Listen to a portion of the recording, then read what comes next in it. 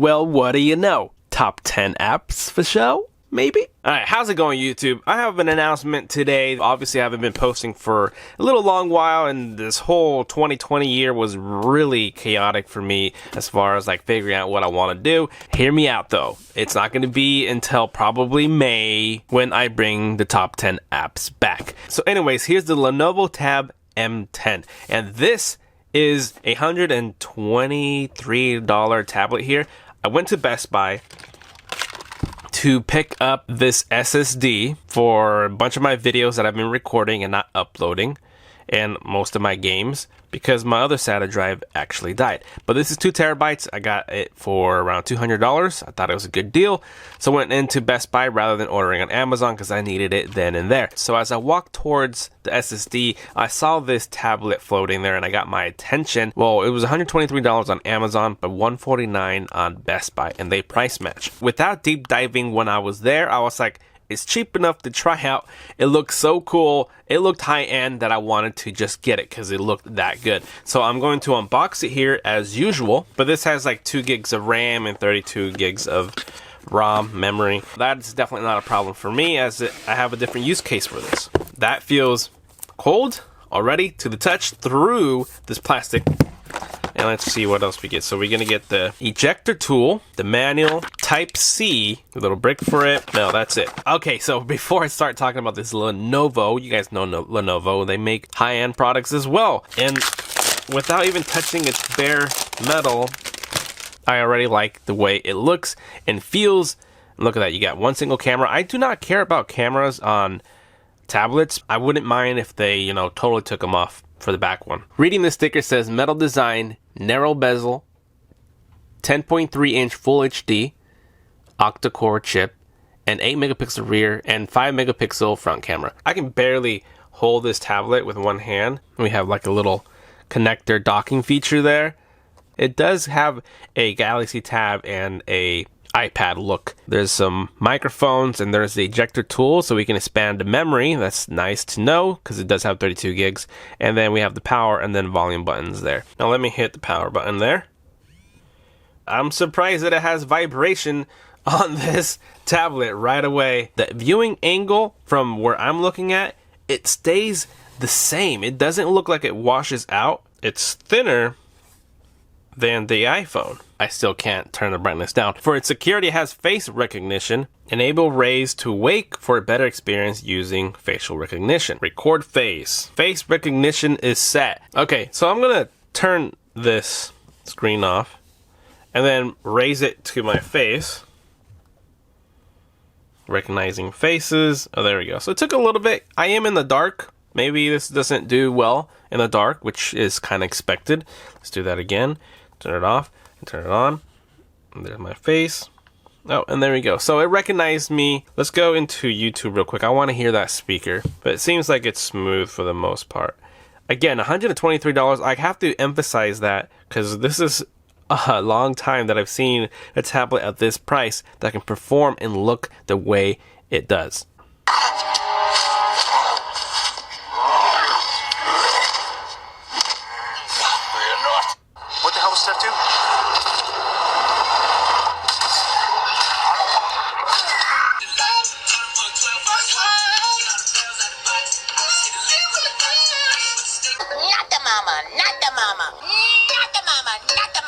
You do that one more time and I'm going to throw you across the room.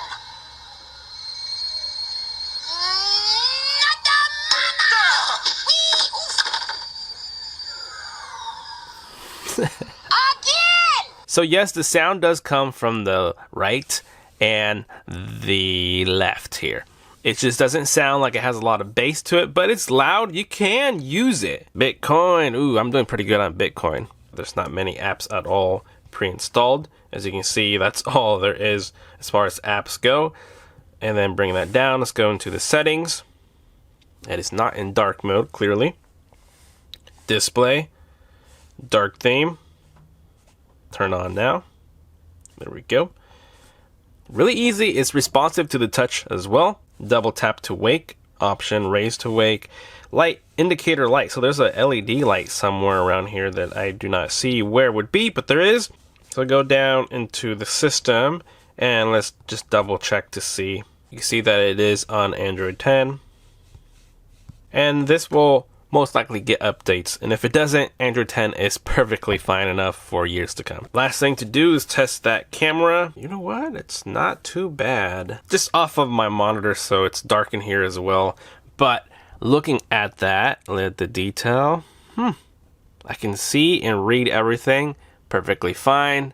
It's responsive again. Swipe over and let's go over to my face. For a selfie of the year, not even joking, I really take pictures of myself. Look at some detail here. To me, that looks usable. It definitely looks usable. It has FM radio if you use your headphone jack. This is going to be perfect for people who want something cheapy they can throw around, not have to worry if it breaks. And kids who want, you know, expensive tablets. They're going to be able to use this and be perfectly fine. I am going to test some stuff on it away from just sitting here at the desk unboxing it. But when the price is this good, this is a normal price that you can get it at. It's not like a big sale. $150 for this is going to be definitely efficient enough. Oh, and since I said this is also perfect for kids, there is a kids mode. Set parental password. We'll just do 5050. There you go. So you can tap to enter parental controls, tap to exit kids mode.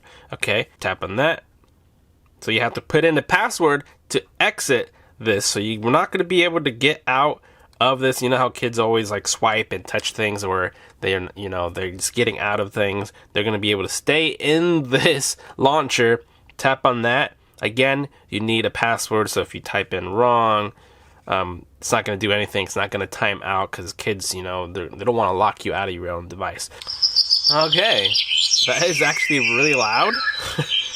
But it's smooth. This is gonna be perfect for those kids. Okay, that's how you go home, and then you launch the rest of the stuff, and then you do the 5050, and we're out. Cool. You can tell your kids that this costs $500, and they'll probably believe it. You don't have to get an expensive iPad, even though that is the best route to go if you're willing to, you know, spend over $700 on one.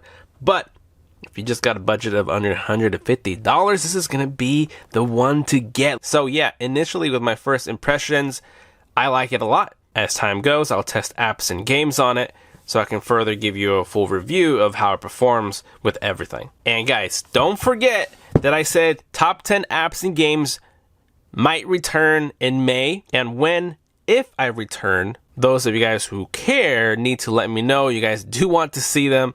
And if it does good, like people are liking the videos and watching them, then I'm going to revive the top 10 apps and games of the week. But that's all dependent if people really like those videos. Alrighty, there you guys have it. If you want one for yourself, you already know what to do. Find it in the description down below. And as always, thank you for watching. And I will see you guys next time. Face recognized. Later.